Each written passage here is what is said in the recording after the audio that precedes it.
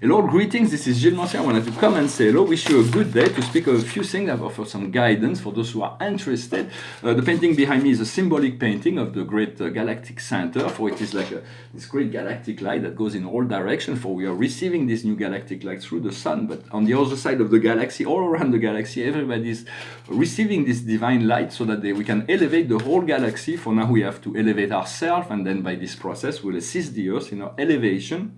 Trust that we are all one. And anything we do, we help, we assist. Doing good to anyone else, including ourselves, is like doing good to the whole universe. To hurt anyone is to hurt, like hurting the whole universe. Once you understand that, as a whole, as humanity, once we understand that, we'll respect the path of freedom of everyone. We'll respect the sanctity of life. We'll respect the planet. We'll respect them.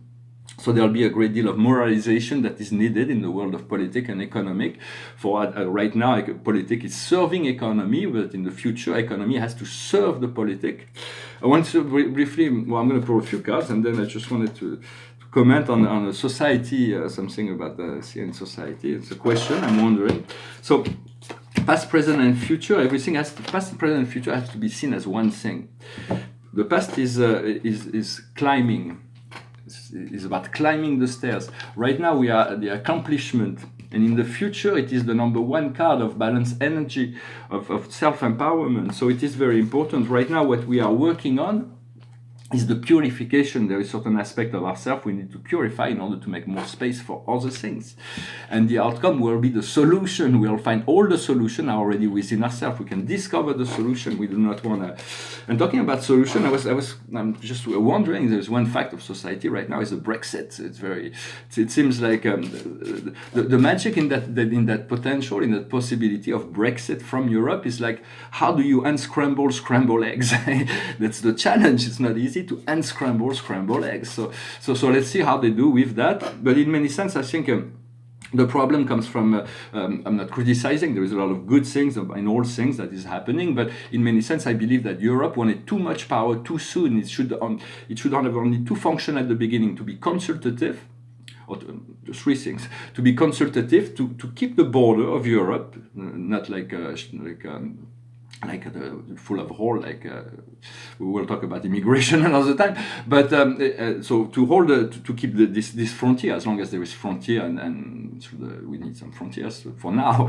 And the second thing, it should be only consultative, so that to help to assist the coordination between all nations. And when the nations are aligning with the new standards, then they can integrate a new level within Europe. So in many sense, we have to. There's going to be some modification so that we can make it work for everybody. For there has to be a great deal of respect and freedom. Each nation needs to be given respect and freedom. Although there is a sense of moralization, not moralization, but Europe can also work as a guiding directions if there is enough. If the think tank of Europe is good enough to align us with a more respect of the ecology, of the common laws that we work on society. So there's going to be a great deal of modification that will be happening for us to work together. But I'm very curious to see how will this happen, this Brexit. It's the idea, the image that came to my mind was how do you unscramble scrambled eggs? So let us see what happened. An exercise that is very good, it's good to learn to breathe, to slow down our breath. If you can just make it as slow as possible. A breath. If you can take 20 minutes to take one single breath, it's like you have done a meditation that will be very useful. Or to think only to go into meditation and to put spaces in between your thought, to breathe in between each thought, so that eventually there is more and more space of void between the thoughts, and so that the more void we are able to create within our mind, the more spaces there is for new ideas, new revelation to come into experience. And so I wanted to say also that karma and soul connection they all happen through relationship. But when we are trialed by a relationship that is painful, we call that karma. When a relationship brings us joy and fulfillment and happiness, we call that soul connection. In many sense, all those relationships that bring us pain needs to be balanced, harmonized, surrender, let go, and whatever negative situation. Once we open the eye of the mind, we can use the sacred fire, the violet fire, or the blue fire that will burn all the negativity. The blue fire is even more harder, more powerful than the violet fire, but that's why violet fire is softer, it's easier to transmute. So I recommend use at the beginning the violet fire rather than the blue fire, the fire of power. It's the blue light is the light of power of the Creator. So it is very powerful. We have to be considerate on how we use it, but allow the intelligence within the flame. You send it to the higher mental process of the situation of the person, and let the flame transforms. So it is. Because once we have to use that within ourselves. When we feel a pain, it means that there is something that needs to be addressed. So first we have to feel the pain. If we do refuse to feel the pain, we won't transmute it. So first feel the pain, do not hang on to it, and use this fire to consume everything and leave this space completely empty of completely void. And then there are new seeds that will emerge from that. I wanted to say that the personality of God, all personalities in the universe are contactable. God is the first personality also. Because we cannot as personality, it's impossible for us to communicate with superpersonal beings, with pre-personal beings below the level of the absolute. So because there is the finite, the absolute, which is beyond the finite but not yet absolute. And then there is the absolute. Those are like God is dominate on every level. But in many sense, we as personalities, we can communicate among each other. And so all the worlds of spirit is for the most part are personalities. So I wanted to briefly discuss the fact that I was talking about paradise. On paradise, there is three beings that we know are coexistent. It's the Father with love, the Son with mercy, and the Spirit with ministry. In many sense, the Father does not speak. When there is a need for or God wants to say anything, He speaks through the Son, and then when He wants to act, He acts through the Spirit. And so those beings are equal, but those are paradise reality. I also wanted to salute Yahweh, I wanted to salute Sophia, and I wanted to salute Allah for all the blessings and things they've done in my life. For in the cosmos, those beings are God, and there is only one God, and there are many facets and personalities. All those things I teach here is not in any way, shape, or form in contradiction to the path of the spiritual path, whether we are in Judaism, in Christianity, in Islam, in Buddhism, in Hinduism. All those things should be useful with a little adaptation to your own faith and spirit. But if you do not have a particular affiliation to a spiritual, just work through the love in your heart. For that is really what the outcome of all religion will come to, that the love of source that we have within the heart. And so we have signed up to be here to assist the Earth, but understanding that the mission will not end until the Earth is fully ascended. Even the ascended masters that have lived their lifetime on the Earth are still working in the ascension of the planet from a higher plane. So we want to free ourselves so we can work from that higher plane, for it is much more comfortable once we find our salvation to serve eternally. We could not ask any being to serve eternally within a mortal consciousness. It would be too painful. But as our consciousness evolves to a place of total joy, total satisfaction, total comfort, assurance, and we become crystallized within that frequency of soul, then service becomes natural. We want to find new ways to serve each and every day and to assist. Of course, service does not never implies to hurt yourself or to deprive yourself from anything in order to serve. And we have to be aligned with our own well-being, although it is maybe not what some like the Christianities tell you, serve others before serving yourself. It is I'm not going to say a lie, but it is a false an error in consciousness. If you are deprived of all things, you cannot serve anybody. You can only give what you have. So fill yourself with love, fill yourself with joy, fill yourself with abundance, fill yourself with health, and then you'll be able to share that with anyone you meet. So take care of yourself. It is important to take that time to take care of ourselves. The highest wisdom for us today is to free ourselves from all this conditioning, from here it's called imprisonment or slavery, for we have been living in bondage, bonded to by our own hands, by our own limitation, by our own beliefs. And so now it is the time to discover the freedom. In a sense, it is the understanding, I can comment on that, is that we're sitting in this jail cell. Let us visualize that we're sitting in this jail cell, and we've been there for a very long time. And then we discover the door is no longer locked, it's open. So we open the door, and we haven't seen the light of the sun for such a long time. It's also like the cavern of Plato, and when we've been living in the dark, seeing the light is blinding. So we come out and we look at this, oh, it's beautiful, this freedom. But there is the habit, so we return running into this cell. Ooh, this is where I felt comfortable because I've been there for such a long time. So take your time, but know the doors are open, the doors to freedom are open. Just get used to this higher light, and eventually you completely leave all forms of bondages behind to be in the fulfillment of who you are, of your higher self. Well, I hope those messages resonate with you. I'm just sharing ideas. I'm trying to keep it very light and playful in all those communication. Yet there's many spiritual and practical aspects that once we practice them, they do work, they do function. Understanding the law of one is very functional. There is nothing more functional. It is the understanding of life, understanding who we are, know yourself. And so by doing that, staying humble, because no matter what we know, we do not know the whole thing about ourselves and life and the universe. So staying humble and being able to learn something new every day. What we need to understand is often to reconnect to this sphere of love, to know that God has always been there. He could have never leave us, but He gave us the permission to forget about that.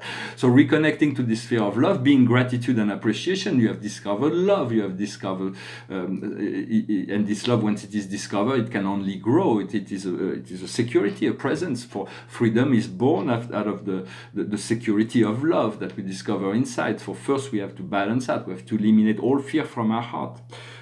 Which is not easy because this world is driven by fear and ignorance. So let us move into love and understanding and comprehension, knowledge. Love is all. Love is truth. Love is beauty. Love is goodness. Love is the essence of what is. When I speak of love, I don't speak about sexual passion or romantic love. This unconditional love is a lot more like paternal or maternal love or fraternal love or friendship. It is something we grow and develop. What we need to do is to elevate ourselves above all polarities, to be integrated within ourselves, so we can move into the angelic perspective where we maintain this 51% of gender that we had, but we integrate the 49% of the other gender, and we do not get confused about our identity and know who we are. And the outcome of that is going to be growth. We're going to grow. We are growing each and every day. No matter what we believe, there is a great deal of growth that is happening.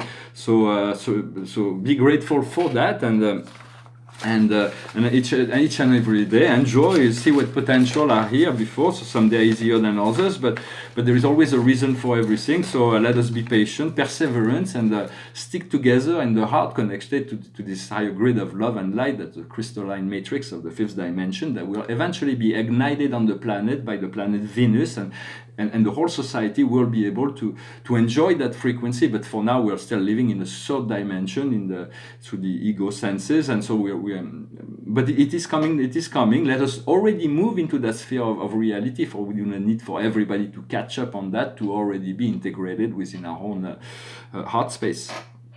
So I'm going to finish with a song. So it's a love song, I hope, because I know it can come through my mind, and I know the song. So I hope you know it's a kind of sing along. It's a love song. I like to sing love songs, although it's romantic songs. It's still love. Love is love. Oh, my love, my darling, I hunger for your touch. A long, lonely time, and time goes by so slowly, and time can do so much. Are you still mine? I need your love. I need your love. Godspeed your love to me. Lonely rivers flow to the sea, in the open arms of the sea. Lonely rivers cry, wait for me, wait for me. I'll be coming home wait for me. Oh, my love, my darling, I hunger for your touch.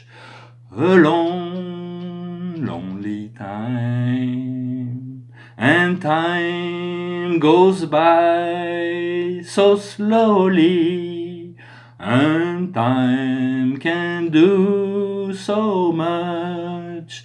Are you still mine? I need your love.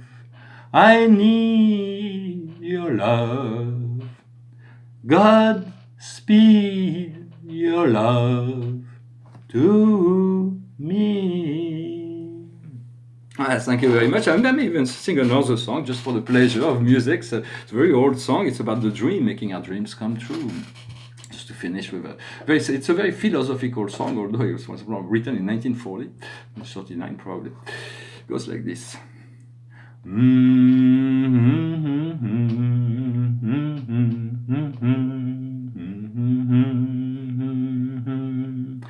Somewhere over the rainbow, way up high, there's a land that I heard of once in a lullaby. Somewhere over the rainbow, skies are blue, and the dream that you dare to dream, ready to come true.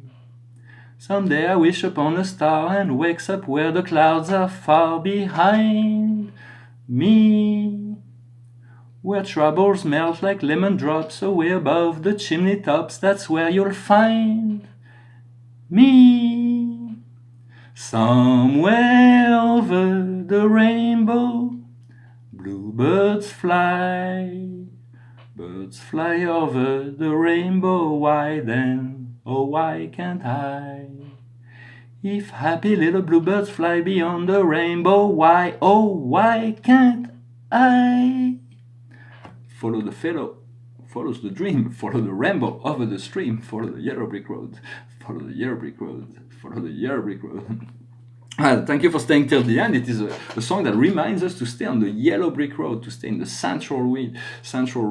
The idea is to understand that within the astral plane there is no limitation. To imagine a road made of concrete is the same thing as to imagine a road made of solid gold. So make your dream rich, make your dream expansive. Do not compromise with yourself, your true dream, because this is in some way the universe will align you and find a way to bring it to you once you are ready.